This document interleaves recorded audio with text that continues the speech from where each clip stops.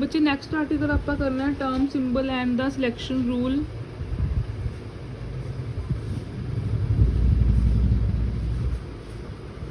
Term symbol and selection rule.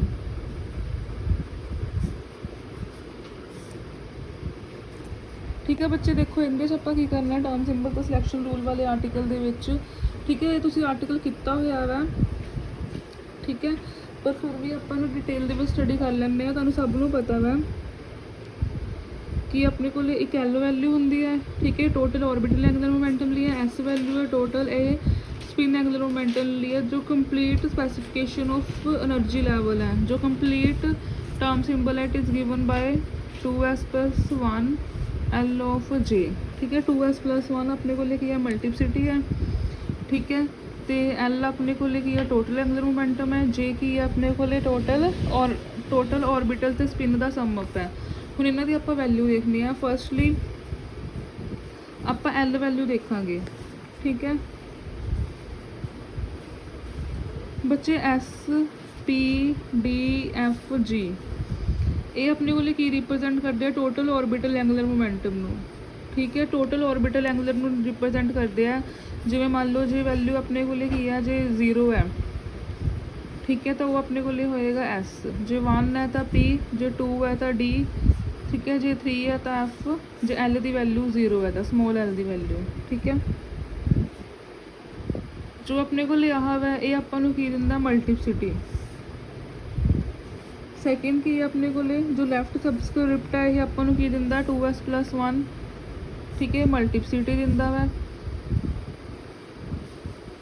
Third अपने को की है जो अपने को राइट सबस्क्रिप्ट है जे, ठीक है, जे की है अपने को it gives the total angular momentum, gives total angular momentum.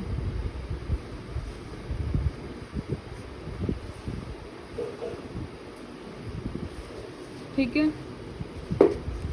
Next उस तो बाद total orbital angular momentum L, जो टोटल हुण आपां देखना है कि अपने को जी एस पी डी दी एल दी वैल्यूज आंदियां किद्दां। जो total orbital angular momentum L it is obtain by coupling the individual orbital angular momentum using the Clebsch Gordan series. ठीक है, क्लैप्शन गॉर्डन सीरीज़ दे बेस दे उत्ते है, क्लैप्शन गॉर्डन सीरीज़ दे base दे उत्ते जिहड़ा एल है की होएगा L1 + L2 to L1 - L2। ठीक है, जो अपने को वैल्यूज़ आ जाती सपोज करो 0 1 2 3 अप टू सो ऑन, तो अपने को सिंबल की आऊगा फिर इनका SPDF। ठीक है, SPDF टिक्स। ठीक है बच्चे, उस तो बाद नैक्सट है अपने को जिवें P2 है। ठीक है, P2 वास्ते देखो जो स्मॉल L1 है ये भी 1 है, L2 है ये भी 1 है। ठीक है, जो अपने को टोटल L होगा वो की होंगे अपने को L1 + L2 to L1 - L2 as a rule जो आप पिछले किया हुआ L1 + L2 to L1 - L2, तो अपने को की आ जाऊगा 2 1 - 1 0, तो बिच विचाले कि वैल्यू होगी 2 1 0, तो 2 F0 के कॉरस्पोंडिंगली SPD, तो ये अपने को L दी वैल्यूज़ आ गई। ठीक है, सो ये की अपने को टर्म्स है। ठीक है, ये अपने को क्लोशल होगा। ठीक है, नैक्सट अपने को मल्टीप्लिसिटी सैकेंड सी ये अपने को फर्स्ट रिप्रजेंटेशन होगी इनकी। सैकेंड है मल्टीप्लिसिटी, जो मान लो अपने को एक तो वध इलैक्ट्रॉन्स है, सैवरल इलैक्ट्रॉन्स है, दैन टोटल जो स्पिन एंगुलर मोमेंटम है। ठीक है, अपने को एस की वैल्यू आप किमें देखते हैं S1 + S2 to S1 - S2। ठीक है, नैक्सट अपने को इनकी वैल्यू रहेगी जे दी। जे की होंगे अपने को total angular momentum, total angular momentum जिस ऑर्बिटल भी होंगे तो स्पिन भी होंगे।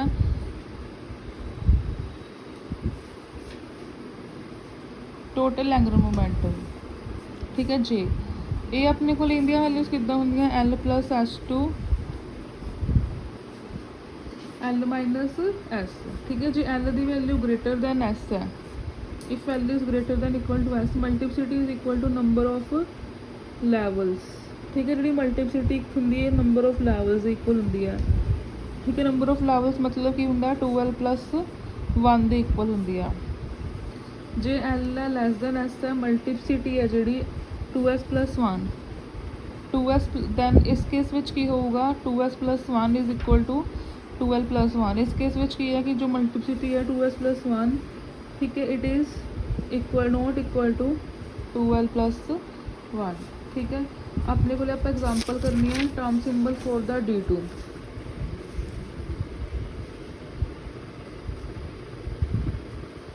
D2 वास्ते कैलकुलेट करना है L1 की वैल्यू भी 2 है, L2 की वैल्यू भी 2 है, ठीक है बच्चे। जो S1 है ये 1/2 है, S2 है ये भी 1/2 है। टोटल L की होगा, टोटल L की हुंदा L1 + L2 2, L1 - L2 2 2 4 2 - 2 0। तो इहदे विचली सारियां वैल्यूज आउणगियां 3 2 1 0, ठीक है बच्चे।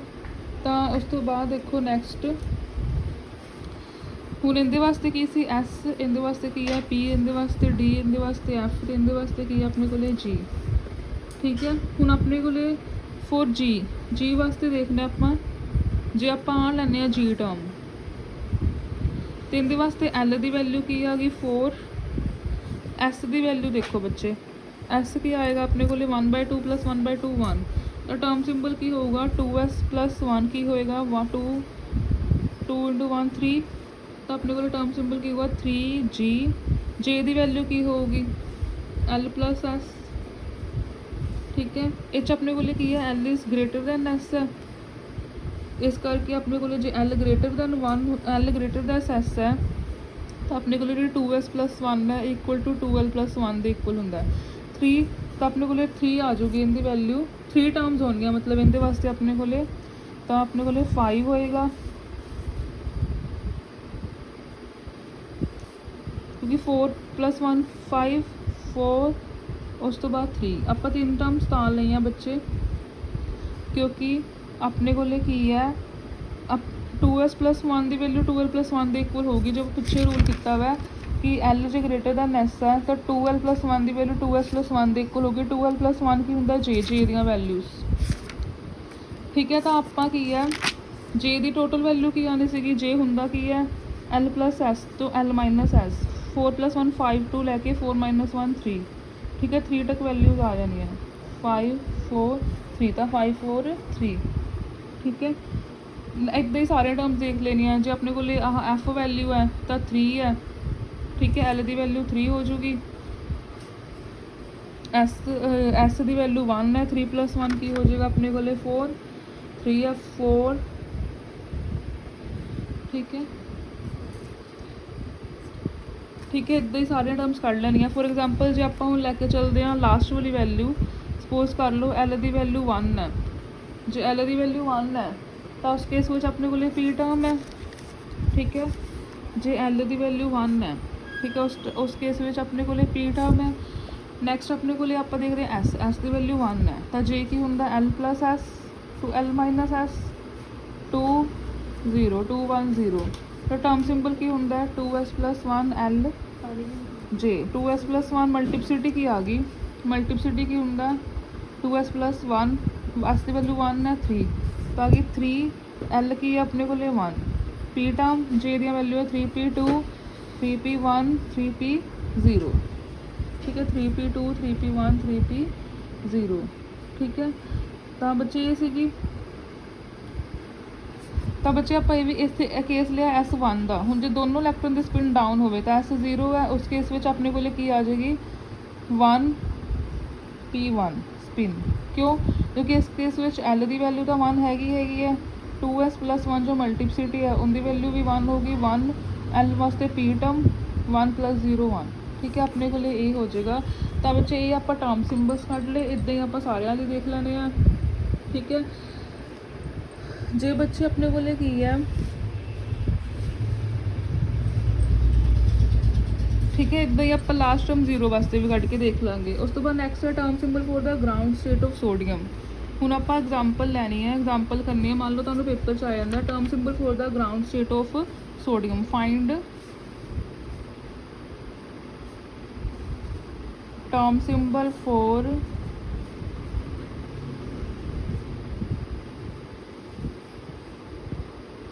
ग्राउंड स्टेट ऑफ ਸੋਡੀਅਮ ਵਾਸਤੇ ਆਪਾਂ ਟਰਮ ਸਿੰਬਲ ਫਾਈਂਡ ਆਊਟ ਕਰਨਾ ਹੈ। ਸੋਡੀਅਮ ਦੀ ਇਲੈਕਟ੍ਰੋਨਿਕ ਕਨਫੀਗਰੇਸ਼ਨ ਹੁੰਦੀ ਹੈ ਨਿਓਨ 2s1।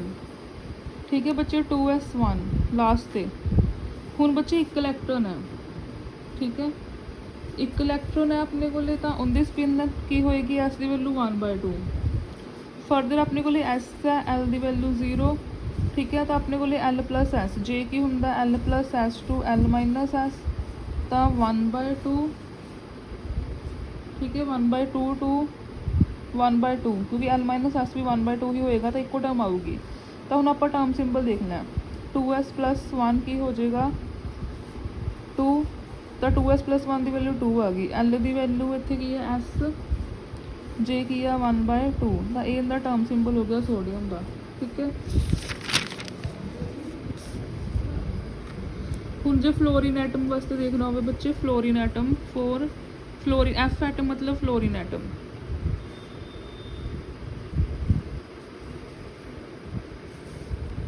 ਫਲੋਰੀਨ ਐਟਮ ਦੀ ਕਨਫੀਗਰੇਸ਼ਨ ਹੁੰਦੀ ਹੈ ਲਾਸਟ ਤੇ ਆਪਣੇ ਕੋਲੇ 3s2 3p ਦੇ ਵਿੱਚ ਆਪਣੇ ਕੋਲੇ ਕਿੰਨੇ ਇਲੈਕਟ੍ਰੋਨ ਹੁੰਦੇ ਆ 5। ਇਹਨੂੰ ਅਲੱਗ-ਅਲੱਗ ਲਿਖ ਲਓ, 3p2x ਦੇ ਵਿੱਚ, py ਦੇ ਵਿੱਚ ਤੇ pz ਦੇ ਵਿੱਚ। ਠੀਕ ਹੈ ਬੱਚੇ, ਤਾਂ ਜਿਹੜਾ ਐਂਗੂਲਰ ਮੋਮੈਂਟਮ ਹੈ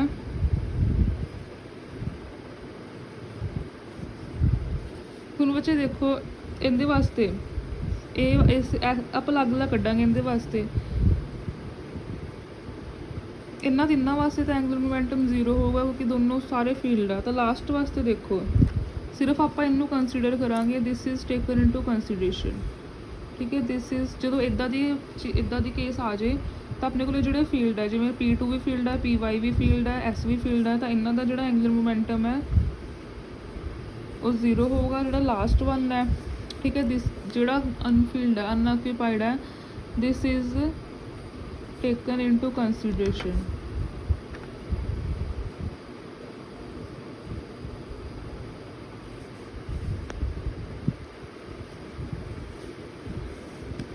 ਠੀਕ ਹੈ ਬੱਚੇ, 3pz1। ਤਾਂ ਇਹਦੇ ਵਿੱਚ ਦੇਖੋ ਬੱਚੇ, ਜੋ L ਦੀ ਵੈਲਿਊ ਹੈ 1 ਹੈ, S ਦੀ ਵੈਲਿਊ 1/2 ਹੈ, ਜੋ J ਦੀ ਵੈਲਿਊ ਹੈ ਉਹ L + S2 ਕੀ ਹੋਏਗੀ L - S, ਤਾਂ 3/2 ਟੂ 1/2।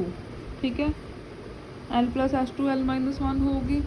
ਠੀਕ ਹੈ ਬੱਚੇ, ਤਾਂ ਦੋ ਵੈਲਿਊਜ਼ ਆ ਗਿਆ। ਟਰਮ ਸਿੰਬਲ ਕੀ ਹੁੰਦਾ ਆਪਣੇ ਕੋਲੇ, ਇੱਥੋਂ ਆਪਣੇ ਕੋਲੇ ਮਲਟੀਪਲਿਸਿਟੀ ਕੱਢ ਲਓ, ਕੀ ਆ ਜਾਏਗੀ 2, ਤਾਂ 2p 3/2 2p 1/2। ਠੀਕ ਹੈ,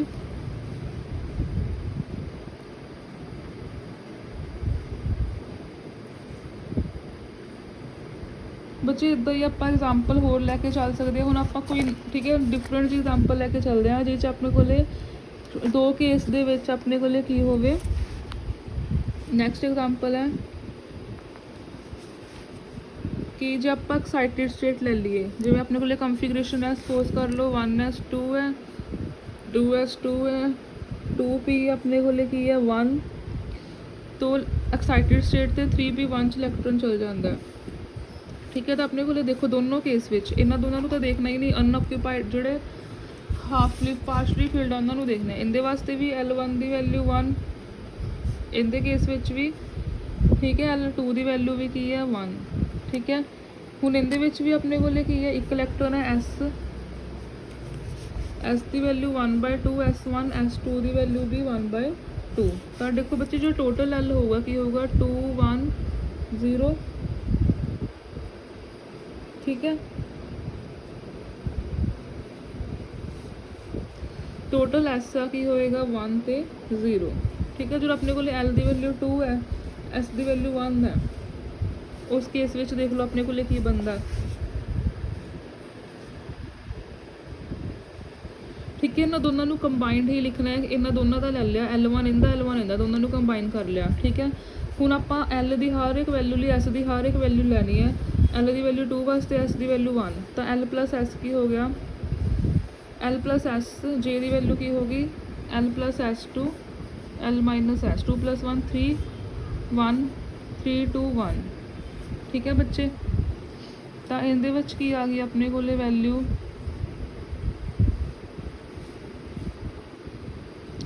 इनकी वैल्यू बच्चे की आ गई इस केस विच 2s + 1 की वैल्यू की आ गई 3, तो अपने को टर्म सिंबल की आ गया 3, 2 वास्ते की है p, 3p3, 3p2 तो 3p1, ठीक है। तो जो L 0 है, S की वैल्यू 0 है, L की वैल्यू हुण आपां 1 लवांगे। हुण आपां L की वैल्यू 2 वास्ते S की हर एक वैल्यू लैनी है, S की वैल्यू 0 भी लवांगे। पहला आपां L की वैल्यू 2 ली दोनों वैल्यू देखो को केस विच बहुत बननगे, ठीक है। फिर आपां L की वैल्यू 1 वास्ते दोनों वैल्यू, 0 वास्ते दोनों वैल्यू। हुण आपां L की वैल्यू 2 वास्ते S की एक वैल्यू लई, L की वैल्यू 2 वास्ते S की वैल्यू 0 भी लवांगे। तो विच वाला स्टेट P आ गई L + S 2, ठीक है।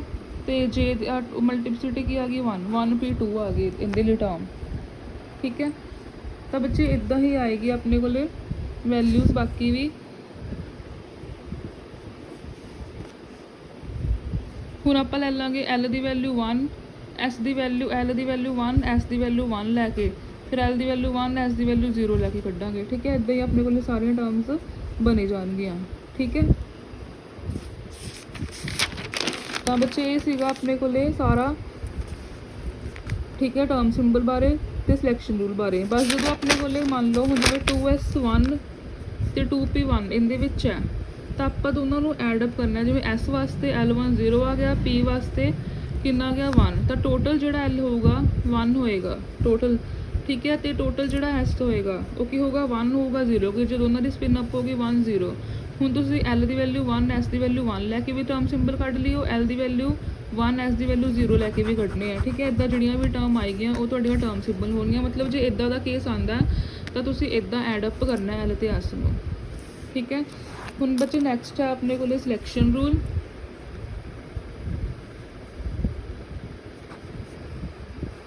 बच्चे सिलेक्शन रूल अपने को की है,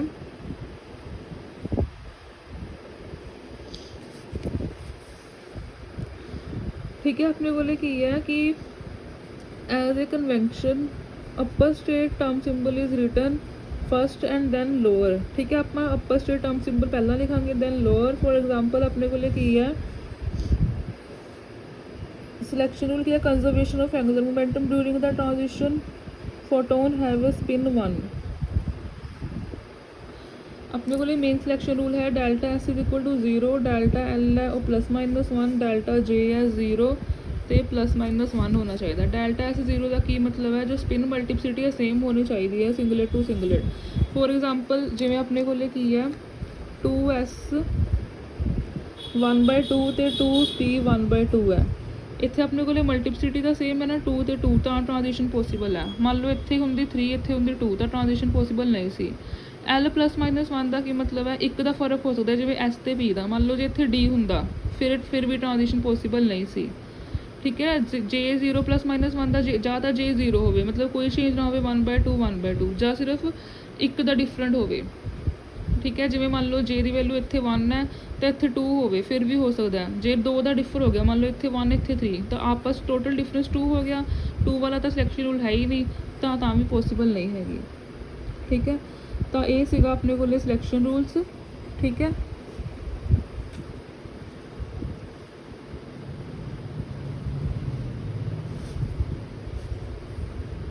ठीक है बच्चे, नैक्सट टॉपिक आप नैक्सट वीडियो च करांगे।